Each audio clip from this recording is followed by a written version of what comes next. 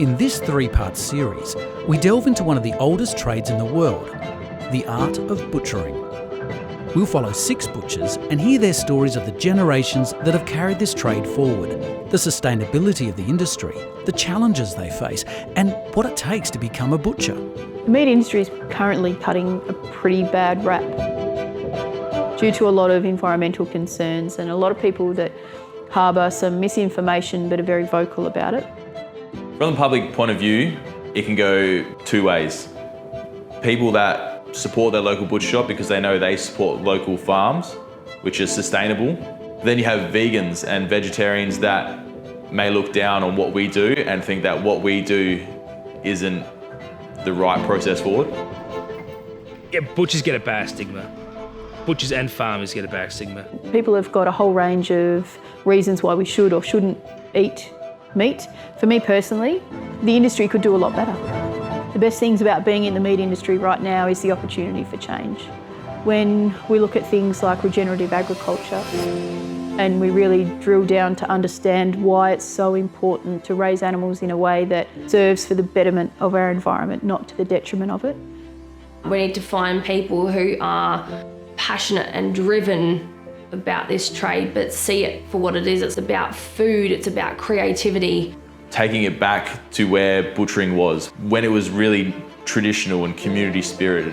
The next generation of butchers, me included, we've got to be passionate than ever, and we really want to see a strong future for butchering. And it's about customer service, it's about quality, it's about craftsmanship. And if we keep with those 3 things, I think we're going to go all right.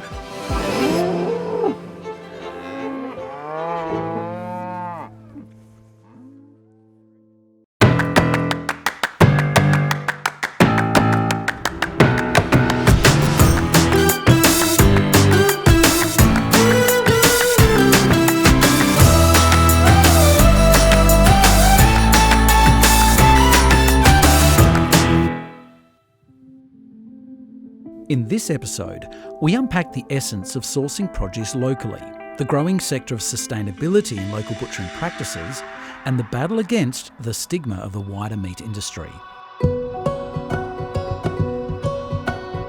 I think people like to be more informed these days of what they're putting in their mouths, what they're eating, what they're feeding their families.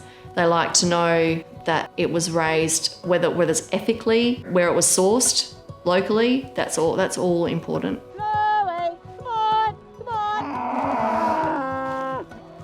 I find customers really like to know where all their products have come from. That lamb, yeah, so all the lamb that we have there, it's all up in the Flinders Ranges, so about 4 or 5 hours away from here. And it's all fed on saltbush and the native grasses up there. Firstly, so they know it's been ethically looked after from start to finish. You can taste that in the end product. And also for the fact when they take it home and feed it to their family, it's not full of crap and just additives and just stuff that is not good for you.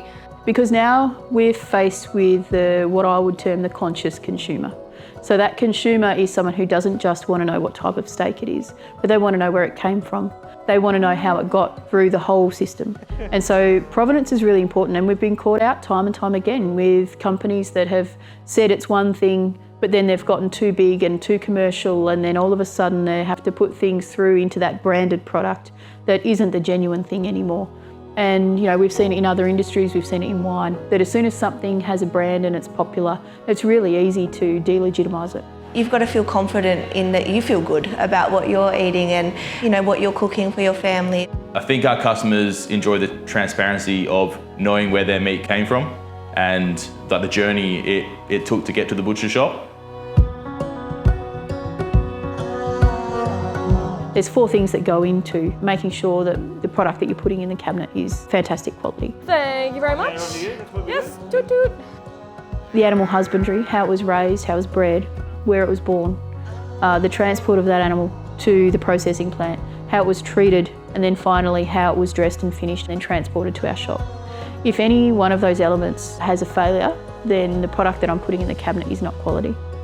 So it's really important to me to know that the staff that I employ care about the process that it takes. And it also is vastly important that the farmers understand the process and participate in that from their perspective. And so by the time it gets to us handling the meat, there's really not much that we could do to stuff it up. because everything else has been done so well.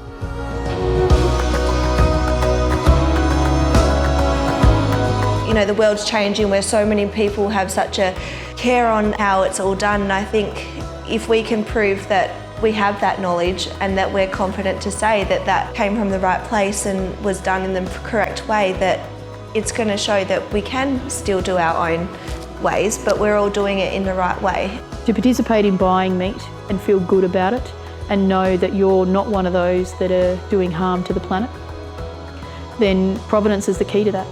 And there's a lot of different ways that we can track it and keep it genuine.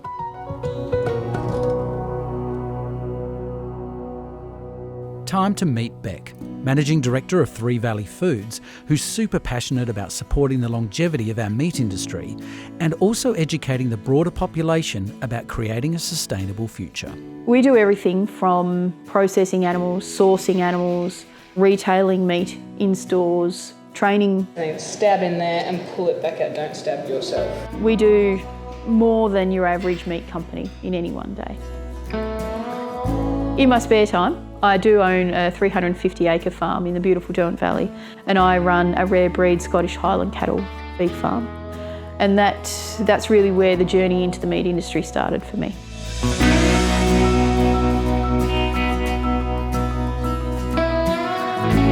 When I first started breeding and growing out Scottish Highland beef, we won some prestigious food awards, that we had a fantastic quality product. Down. Right around.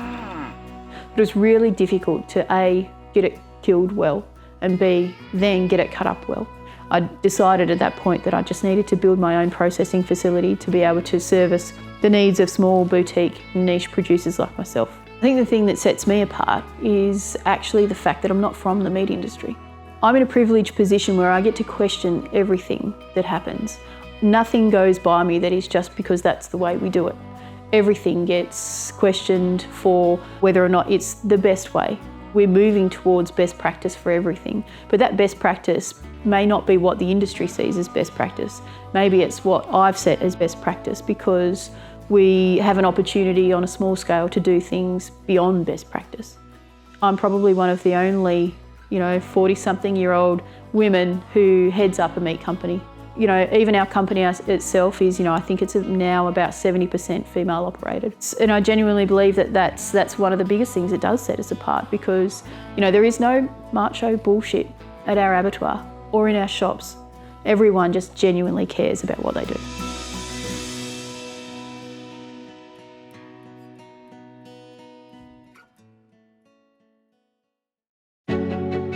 That T-bone there, not a problem. I think origin and the ethics of where it came from is really important. That way we're comfortable in what we're selling and we can comfortably inform the customer of what they're receiving. A lot of people, like myself, choose to give up eating meat in the sense that I don't want to eat meat that's come from a system that's disrespected water, land and the animal. So that's part of the reason why we produce our own meat. We know that animal has been loved. We track where our meat comes from by working closely with the farmers and the producers of the products that we buy in. Where is a farm? Where are they sourcing it from? How is it going to be transported? Is it being killed ethically? We don't work with the people that aren't doing it the right way. I think that lots of vegetarians and stuff think that butchers and stuff just don't care. They think that we look at an animal and think, oh, that's just meat. But I think it's important for them to realise that, we actually care just as much as they do. We're the link between raising the beef and cooking it. We've got to give the beef respect and use as much as we can with our skills to waste as little as we can. Every person who eats meat should understand that it is something that should be highly valued and highly respected and not just eaten like it's an everyday item. We are all accountable for our actions each and every day and for each and every mouthful. And also being aware that we can't sustain the way we're going at the moment. The planet just simply cannot sustain these systems that don't honour Mother Nature.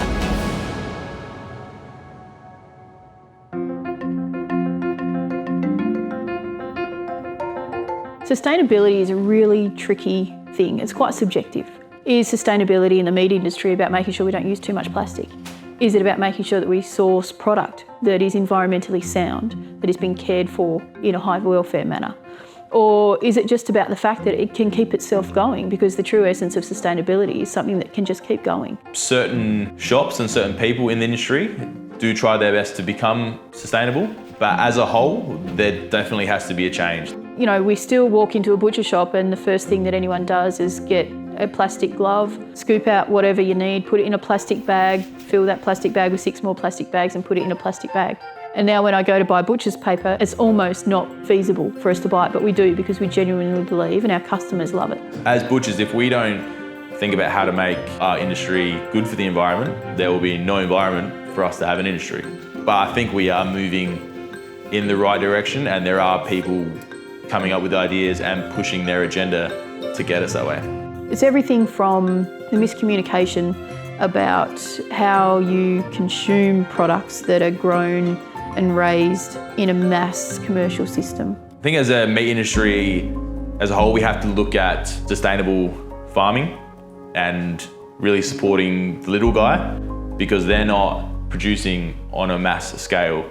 We're seeing farmers entering the space that can actually produce more nutrient-dense meat than the product that we're seeing. There certainly is a niche for mindful butchers coming into the trade. If we focus on the people that are doing it correctly, then we can only benefit from it. The truth is that responsible grazing can restore landscape and it can sustain itself. The key things that help create sustainability are the conscious consumer, the customer asking for things to be better. How are you? What were you after today?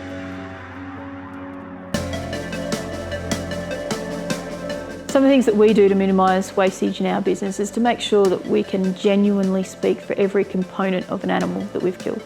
We use whole animals, so there's no plastic. We don't buy something in a box that's got a box with plastic straps with a plastic liner that's got in 4 Cryovac bags and soaker pads in. We get it in whole, we break it up whole, we hang it in the fridge, we bring it out, we cut it. We cut fresh. We don't cut backup trays. We just cut as we need, and we sell a tray of porterhouse, we'll cut a fresh tray. We don't have 3 backup in the fridge. There's no such thing as a waste product. We try to use everything of the animal, so that goes through to making soap with the fat, rendering down pork lard or beef fat for cooking. We really keep an eye on what we're ordering and making sure that we can get the most out of these products, because you put something in the bin, it's throwing money away. You know, some chuck steak that was in the window today, if it hasn't gone, slow cook it, put it into a pie. Food going in the bin is not good on anyone's standard. There's a home, there's a natural home for everything that comes off an animal that we've had to take the life of. We're always trying to better ourselves with green, environmentally sound products as well. We have customers that come in with their own containers. We try and use as least amount of plastic as we can. We make sure that we're just responsible in everything that we do for all of the things that we do. It's the right thing to do. You know, in this day and age, I want my kids to grow up knowing that I wasn't part of the problem, that I was actually part of the solution.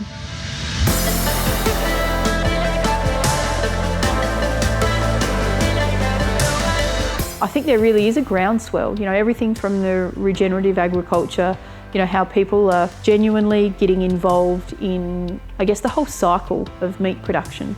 People are going to question it. They're going to be like, where's this come from? Is this free range? Like down to the smallest things. And I think as a butcher, the difference from 10 years ago to 10 years from now is that you've got to have that knowledge. One of the big key things that, people are recognising what's better for them. That's a massive thing these days, is people want to eat what's good for them. The thing about this movement into agroecological farming or regenerative farming or whatever you want to call it is that it's a global movement. It absolutely can be sustainable. In fact, it's going to make us money in the future. 10 years ago, people thought that organics was kooky. People thought that there's no way this would ever be a sustainable industry because, you're not doing all of the things that the big guys are doing.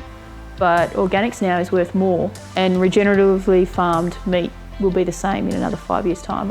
I already pay more. I pay my farmers more that participate in good, healthy environmental systems because I know that what the product that I'm getting is more nutritionally dense and better for my customers.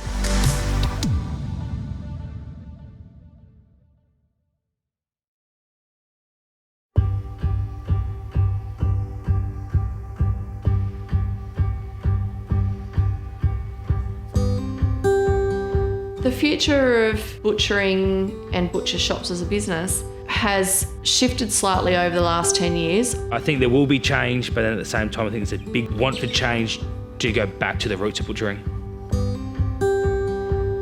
There's a lot of amazing young butchers coming up now with great ideas, but with old school knowledge as well. So I feel like we're getting best of both worlds.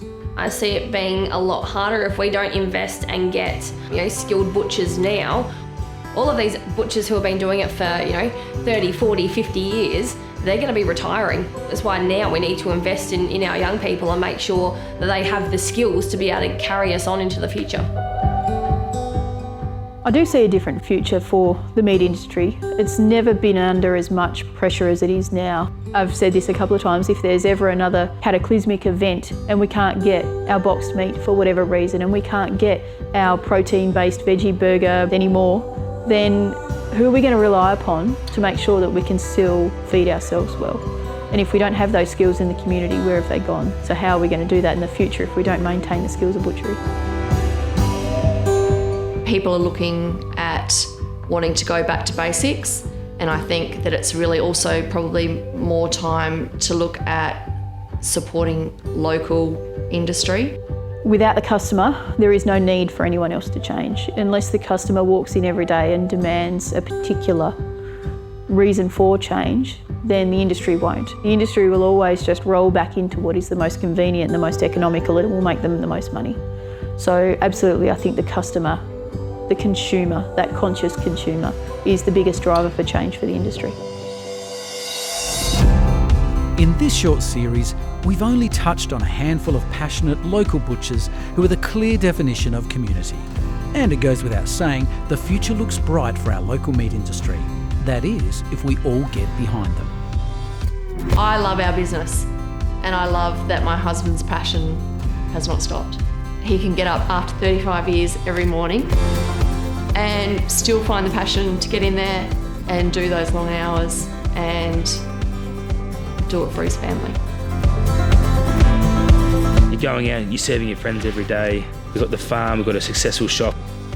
You can't ask for much more.